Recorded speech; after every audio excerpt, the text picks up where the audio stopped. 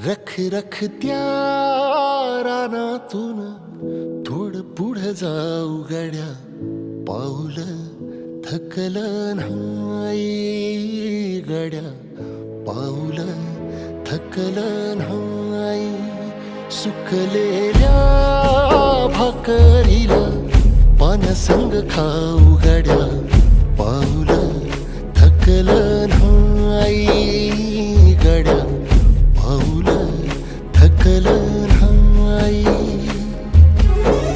झालो बरबाद जरी बसला घाव उरी, कलेची आग सार जाळून विजाईना.